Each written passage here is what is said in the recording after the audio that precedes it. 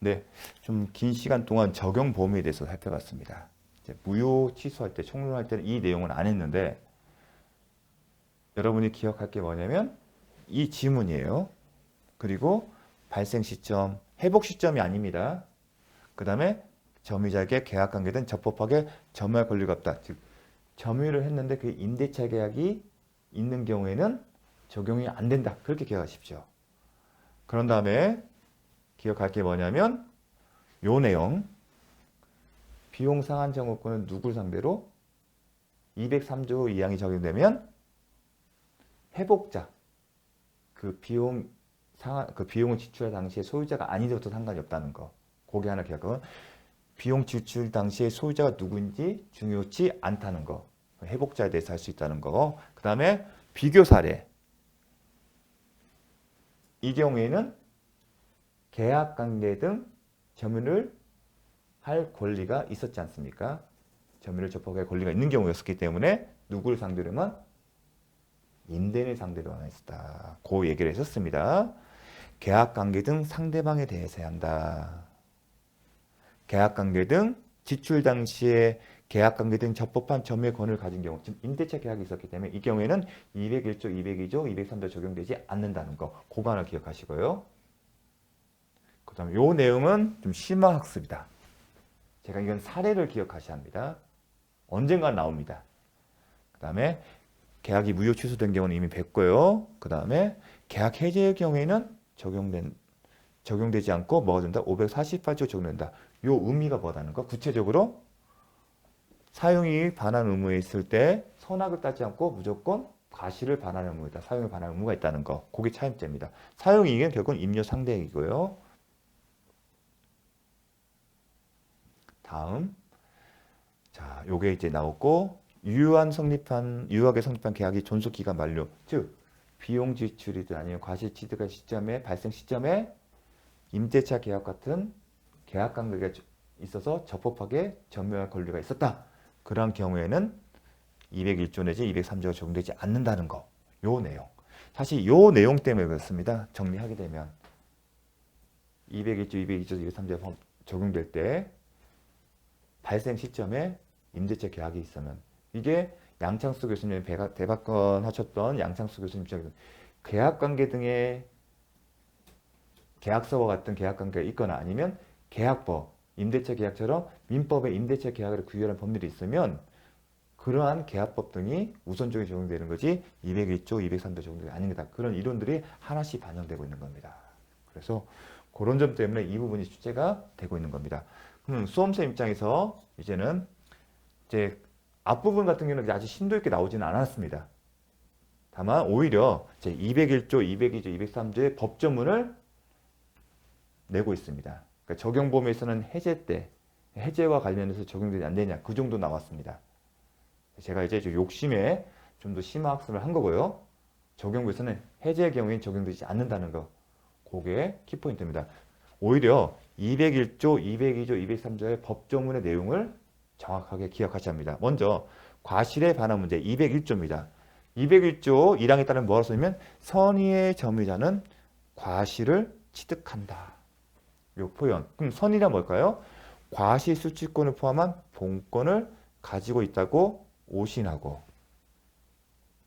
그렇게 믿고 잘못 믿고 그렇게 믿는데 정당한 근거가 있는 경우를 의미합니다. 이게 대법원 판례인데 요 자체를 묻지는 않습니다. 선의의 개념에 대해서는. 근데 선의의 개념이 이런 겁니다. 과실 수취권을 포함한 본권이 있고 그렇게 믿는데 정당한 있어야 한다. 근데 요 자체를 시험을 내지 않습니다. 과실에는 물건의 사용이익도 포함된다. 오히려 이거 잘죠. 물건의 사용이익은 과실이다. 항상 과실하면 부동산 목적물의 사용 수익, 사용이익 생각하십니다.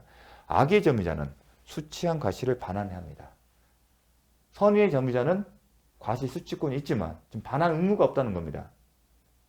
악의 점유자는 반환해야 하는데 소비하였거나 소비했죠. 아니면 과실로 인하여 근데 여기가 나옵니다. 과실로 소비를 했으니까 당연히 과실 유무를 따지지 않습니다. 하지만 과실로 인하여 여기가 포인트입니다. 훼손 또는 수취하지 못한 경우에는 그 대가를 보상해야 합니다. 악의의 점유자인 경우에는 첫 번째 기억할 게 뭐냐면 요 포인트입니다. 과실로 인하여 훼손 또는 수취하지 못한 경우는 대가 보상한다. 과실 없이 훼손되거나 수취하지 못한 경우에는 반환 의무가 있다 없다. 반환 의무가 없는 겁니다. 그래서 볼까요? 기출문제입니다. 악의 점유자는 과실 없이 과실을 수취하지 못한 때에도 과실의 대가 보상한다. 틀린 지문입니다. 자, 악의 점유자가 과실로 인하여 과실을 수취하지 못한 경우는 보상해야 한다. 이 표현 잘 기억하셔야 합니다. 포인트는 여기입니다. 선의의 점유자는 과실 취득권이 있다. 악의 점유자는 그렇지 않다. 다음 폭력 또는 은비에 의한 점유자에도 준용된다. 우리가 선악을 구분했는데 폭력, 은비의 점유자는 악의 점유자와 똑같이 하겠다는 겁니다. 폭력, 은비가 뭐냐면 반대말이 평온, 공연입니다. 은비는 몰래. 폭력은 말로 물리력에 행사하는 겁니다. 그 반대말이 평온하게. 그래서 은비라는 용어 자체가 유수치가 않기 때문에 이런 식으로 나옵니다. 은비에 의한 점유자는 과실을 수취할 권리가 있다. 아니다. 폭력, 은비의 점유자에게도 악의로 취급되기 때문에 이것도 잘 나옵니다. 그 다음에 또 하나가 악의 수익자가 반환할 범위는 그러면 악의 수익자는 이제 반환하십니까? 과실을 반환하는데 뭐가 있냐면 748조 2항의 부당이득 반환 규정에 악의의 이득자가 악의의 반환 범위가 뭐가 있으면 그 받은 이익에 이자를 붙여 반환하도록 되어 있습니다. 748조에. 선의의 수익자는 이익이 현존하는 범위고요. 부당이득 반환 규정에 보면 선의의 수익자는 이익이 현존하는 범위에서 반환하고 악의 수익자는 받은 이익뿐만 아니라 이자. 이자는 지연이자가 아니라 법정이자 상당액을 붙입니다. 이자에는 두 가지가 있어요. 법정이자와 지연이자. 지연이자는 돈을 변제할 의무가 있는데 그 의무를 지체했을 때, 채무불이행했을 때 부담하는 건데 지금 여기는 법정이자입니다. 왜 법정이자를 붙였냐면 그 돈에는 자연스럽게 운용을 하든 안 하든 누구든지 그 이자만큼은 법정이자만큼은 은행에 맡기면 생기기 때문에 그런 개념을 이해하시면 됩니다. 법정이자. 이자란 법정이자 상대로 한다. 그리고 이행지체로 인한 지연손해금도 지급할 것이다. 이건 달라요. 이 이자를 반환할 의무가 있는데 제때 반환하지 않으면 이거를 제때 반환하지 못한 발생하는 이행지체 손해금도 발생합니다. 자, 이자는 당해 침해 행위가 없었다면 원고가 임료로부터 통상 얻었을 법정이자 상당액을 말하는 거죠. 아까 제 법정이자 상당이고요. 악의 수익자는 이 이자의 이행지체로 이 이자를 반환할 의무가 있는데 이 이자를 제때 반환하지 못하면서 지연손해금도 지급할 수 있다.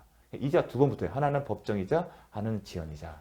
근데 지연이자까지는 여기까지는 좀 어려운 편인데 여기까지는 반드시 기억을 하셔야 합니다. 그 748조 이항하고 똑같이 갑니다. 그래서 제가 아까 선의의 경우가 다르다는 얘기를 한 겁니다.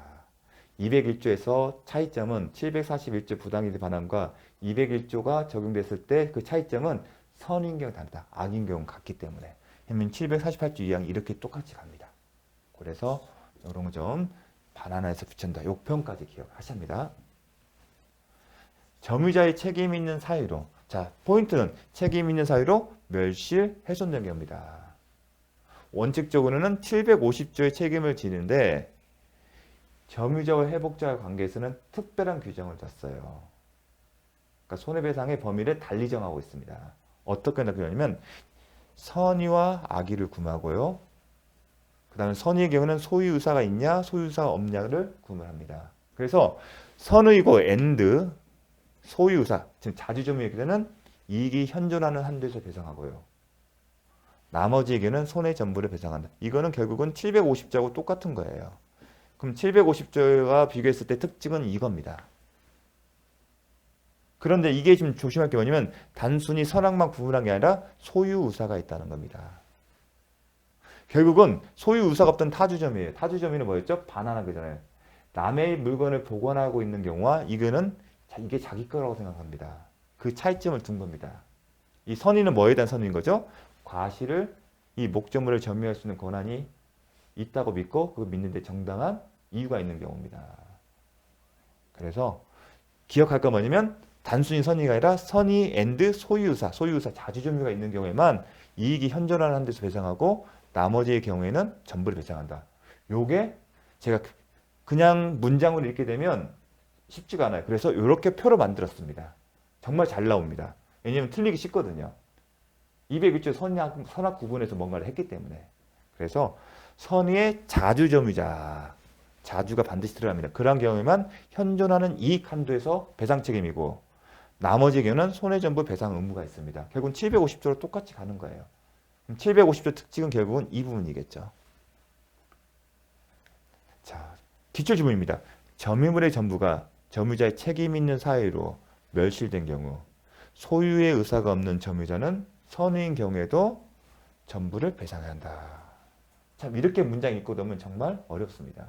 그래서 이 표 여러분 직접 한번 그려보시기를 권해드립니다. 요거는 그래서 좀 혼동의 여지가 있기 때문에 시험으로 나오는 겁니다. 점유자가 비용을 지출한 경우.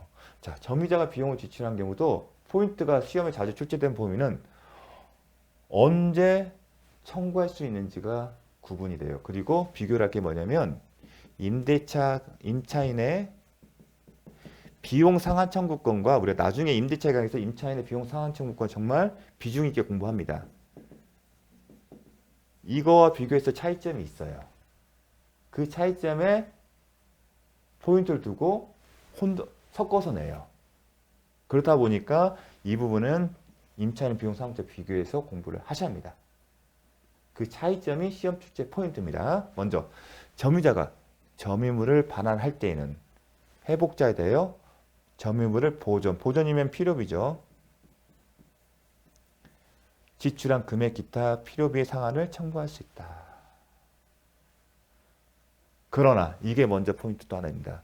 점유자가 과실을 취득한 경우에는 통상의 필요비는 청구하지 못한다. 자, 점유자가 과실을 취득한 경우 언제죠? 201조의 선의 점유자는 이거를 이렇게 읽습니다. 선의 점유자는 통상의 필요비는 청구하지 못한다. 반대로 악의의 점유자는 청구할 수 있다는 겁니다. 그걸 기억하십니다. 정말 잘 나옵니다. 점유자 과실 취득한 경우, 과실 취득권이 선의 점유자에게 있기 때문에 그래서 이렇게 선의 점유자는 이렇게 같이 외우셔야 합니다. 이 의미이기 때문에 통상의 필요비는 청구하지 못한다. 반대말은 악의의 점유자는 가능하다는 얘기도 기억하셔야 합니다. 그리고 통상의 필요비도 두 가지로 날 수 있습니다. 통상과 특별이요. 특별은 어떤 경우면 천재지변이 발생해요. 천재지변이 나게 해서 뭐 지붕이 날라서 그럼 지붕 수선할 거 아닙니까? 그런 경우에는 청구할 수 있습니다. 그래서 통상의 필요비는 특별 필요는 천재지변이 일어나서 수선했다. 그거는 목적을 같이 증대시킨 게 아니지 않습니까? 그 목적 무대에 사용하기 위한 최소한것을 갖춘 거죠. 그래서 특별 필요비에 비교할 개념은 자, 필요비 또 하나 중요한 게 이것도 정말 잘 나옵니다.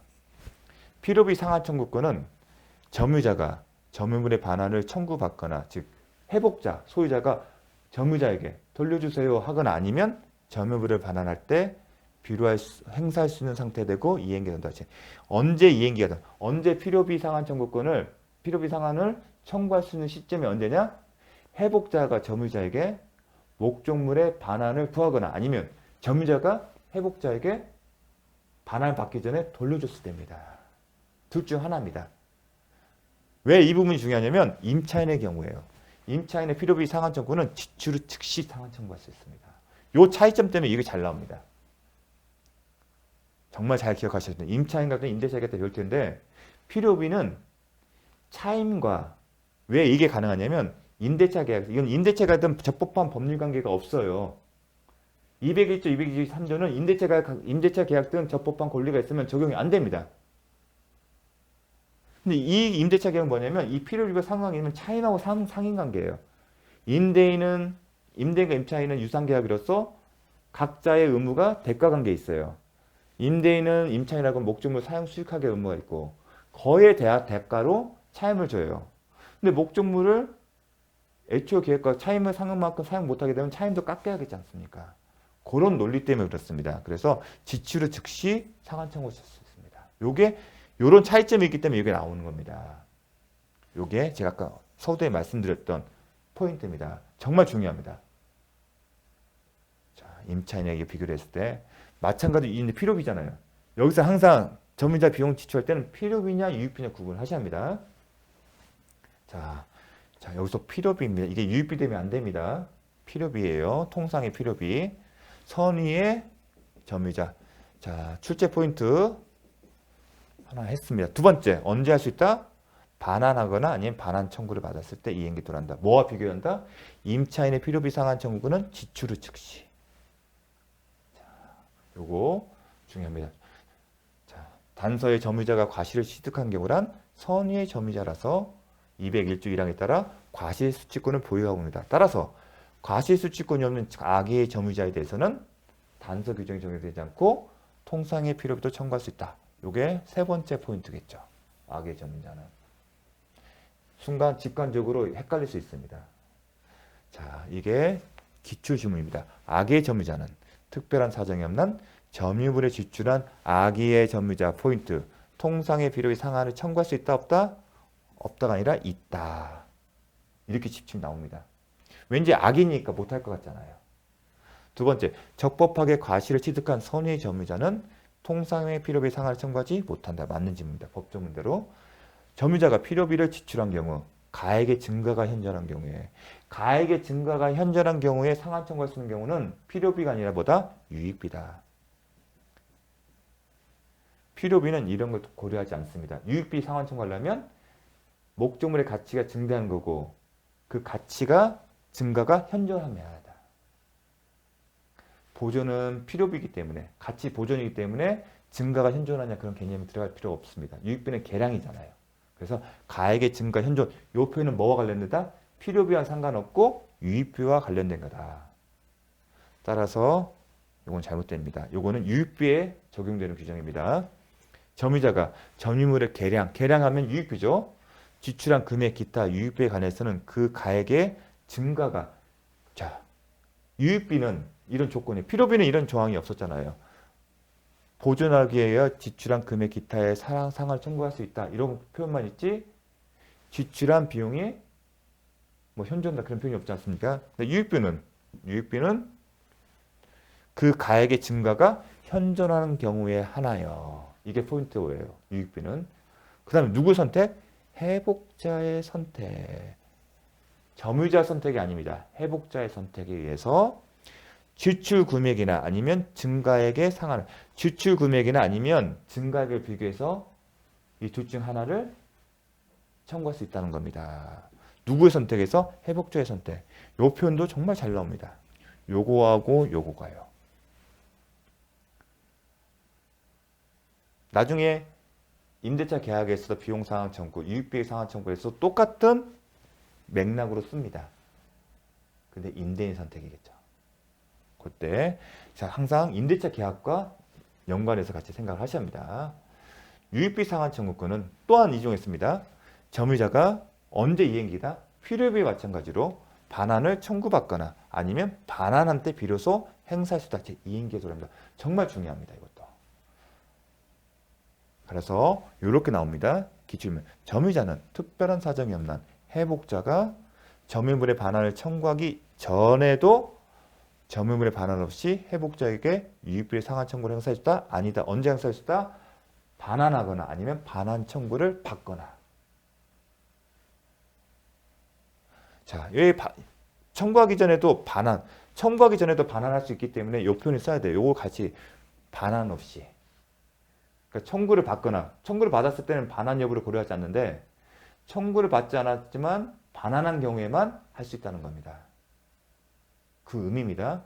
청구를 하게 되면 반환했냐 여부를 따지지 않고 청구가 없지만 알아서 준 경우에 그걸 구분하셔야 돼요. 한국말이지만 경우의 수에 나누셔서 이해를 하셔야 합니다. 이 표현을 이게 무슨 말인가 청구하기 전에도 반환 없이 이 표현이 들어가야만이 정확하게 출제 지문입니다. 점유자가 유익비를 지출한 경우 점유자의 선택에 쫓아 여기 시험에 중요하다고 했잖아요. 회복자의 선택에 쫓아 그 금액이나 증가의 상한선이다. 포인트는 이겁니다. 요것만. 자, 요 표현들 잘 기억해 주십시오. 202조 제2항의 경우, 유입비의 경우에는 나중에 임대차 계약도 똑같아요. 회복자의 청구에 의해서 이행기가 도래한다 했잖아요. 언제 돌렸죠? 상한을 청구하거나 아니면 청구를 받기 전에 점유자가 반환할 수 있다. 그게 이행기의 도래예요. 이행기의 도래했다는 얘기는 점유자가 회복자에게 유입비 주세요 얘기를 할 수 있어요. 그런데 증가된 유입비가 클 수도 있어서 회복자가 바로 이행을 못할 수도 있잖아요. 이행기가 도랬기 때문에 이행 청구하고 이행을 하지 않게 되면 지연손해금 붙지 않습니까? 페널티가. 법정이자 특히 소송하게 되면 연 12%거든요. 그런 어떤 지연손해금의 부담을 피하기 위해서 법원에 이런 제도를 줬습니다. 법원에 얘기한 거예요. 저기 제가 지금 이게 증액금액이 넘었고 현금을 갖고 있는 돈이 없어요. 그러니까 제가 한 시간을 한 어느 정도 주시면 제가 돈을 마련할 수 있을 것 같습니다. 그런 내용이에요. 그러니까 법원은 회복자의 청구에 의해서 상당한 상한 기한을, 그러니까 이행기를 연장하는 겁니다. 이행기는 이 시점이 맞지만 법원이 회복자 청구가 있으면 이행기를 좀 몇 년 진 아니면 1년 뒤로 연장할 수 있다는 겁니다. 그런 내용입니다. 이 상당한 상한 기한은 임대차 계약에서 똑같아요. 그럼 이거 자체를 묻는 것도 있지만 뭘 묻냐면 이걸 많이 묻죠. 법원이 유입비 상한을 위하여 상당한 기간을 허용한 것. 이 얘기 뭐냐면 이행기가 도래하지 않았다는, 현 시점에서 이행기가 도래가 안 했다는 겁니다. 그렇기 때문에 유치권은 성립하지 않습니다. 그러니까 유치권의 성립에서 크게 요건 배웠죠. 항상 채권과 관련해서 유치권은 담보 목적이에요. 그럼 피담보 채권이죠. 채권과 관련된 요건이 있고요. 그 다음에 점유와 관련된 요건이 있어요. 이 점유와 관련해서 우리가 간접 점유도 포함된다는 얘기를 배웠습니다. 그럼 채권은 뭐였죠? 채권이 존재하고 변제기가 도래야만이 유치권이 성립한다. 근데 법원이 이행기를 연장해 줬어요. 아직 그럼 변제기가 도래하지 않은 거예요. 그렇기 때문에 유치권이 성립하지 않는 겁니다. 정말 잘 나옵니다. 필요비 상한 청구권에 대해서도 회복자는 상한 기간의 허여를 청구할 수 있다. 이 표현이 오늘 유입비에서 나오는 거죠. 이런 식으로 필요비의 조항과 유입비의 조항을 구분하고 유입비 조항을 필요비와 좀 바꿔서 쓰는 경우가 많죠. 그래서 법조문을 정확하게 암기를 하셔야 합니다. 그리고 이 내용이 임대차 계약의 내용에서도 똑같이 가요. 차이점은 뭐죠? 임대차 계약서는 필요비 상한 청구는 지출이 즉시고요. 그리고 유입비에 관해서는 계약 기간이 종료돼야 합니다. 임대차 계약이 전에 계약이라는 관계가 있으니까. 하지만 201조, 202조, 200 점유자 회복자의 관계에서는 계약 기간이 존재하는 게 아니기 때문에 회복자가 점유자에게 반환해 주세요 청구하거나 아니면 청구가 없다 하더라도 점유자가 반환하면 그 시점에 이행기가 도래한다는 거예요. 필요비, 유입비 모두. 다만 유입비의 경우에는 회복자의 청구에 대해서 법원이 상당 기간 연장할 수 있다는 것, 그것도 함께 기억을 해주십시오. 정말 잘 나옵니다. 자, 기출 25회 한번 자습수를 보겠습니다. 갑은 X, 이게 이제 사례형인데요. 사례형만 보도록 하겠습니다. 갑은 그의 X 건물을 을에게 매도하여, 갑이 매도인입니다. 자, 매도인이고요. 을에게 건물이에요. 매수인. 그래서 뭘 했냐면 건물의 점유를 이전했대요. 이전했고 을은 X 건물을 사용수익했어요. 이전했으니까 을이 사용수익. 사용수익 표현 나오면 과실 생각하셔야 합니다. 이렇게 표시를 하셔야 돼요. 과실. 그리고 X 건물의 보존, 개량을 위하여 비용을 지출했다. 보존이면 필요비, 개량이면 유입비고 이걸 합산해서 뭘 한다? 비용 지출. 그럼 비용 상한의 문제가 발생하겠죠? 이렇게 기억을 하셔야 합니다. 문제를 읽으면서 이게 뭔지를 생각합니다. 왜냐하면 출제자는 이걸 염두에 두고 출제하기 때문에 갑과 을 사이 계약인데 어떻게 됐다? 계약이 무효가 됐다. 매매 계약이 무효가 됐고 이런 내용이 있으면 과실, 비용 상한의 문제가 있으면 201조, 223조 내는데 매매 계약이 무효 취소된 경우에는 뭐가 적용된다? 201조, 202조, 203조 적용된다를 딱 떠올리셔야 합니다. 자, 그 경우의 법률 관계, 을이 악의인 경우에도 과실 수취권이 인정된다? 아니죠. 과실수취권은 선인 경우만 인정되죠. 2번 선의 을은 갑에 대하여 통상의 필요비 상한을 청구할 수 있다. 자, 이게는 하나를 먼저 있어야죠. 통상의 비용 지출한 경우 필요비 상한을 청구할 수 있는데 원칙이 할 수 있죠. 다만 과실수취권 있는 선의 점유자는 통사비용의 필요비 상한을 청구할 수 없죠. 그거를 묻는 질문입니다. 3번 가액의 증가가 현존하는 경우에 을은 가액에 대하여 유입비 상한을 청구할 수 있다. 유입비 상한 채권 전혀 그죠? 가액의 증가가 현존하는 경우에 회복자의 선택에 따라 증액 금액이나 아니면 지출한 금액을 상한을 청구할 수 있다. 동거 4번 선의 을은 갑에 대하여 점유 사용에 의한 이익을 반환할 의무가 있다. 과실수취권이 있다는 얘기는 수익으로 인한 이익을 반환할 의무가 없다는 얘기입니다. 과실수취권이 있다는 의미가 뭐다? 매수인은, 점유자는 사용 수익의 이익을 반환할 의무가 없다는 의미입니다. 그 의미입니다. 선의 과실수취권은. 과실수취권의 의미가 그 의미입니다. 5번 을의 비용 상한 청구권은 비용 상한 청구는 이거잖아요. 지금 비용을 지출할 때 즉시 이익이 돌아간다? 그렇지 않다. 언제요? 회복자, 소유자가 을을 상대로 반환을 청구하거나 아니면 반환 청구가 없다 하더라도 을이 알아서 반환했을 때 그때 발생한다는 겁니다. 자, 이제 사례형으로는 이제 25회 때 나왔고요. 그 이후로는 이제 지문 형태로 기치주문의 하나의 형태로 나오고 있습니다. 그래서 대표적인 사례로 언급을 했습니다. 수고 많으셨습니다.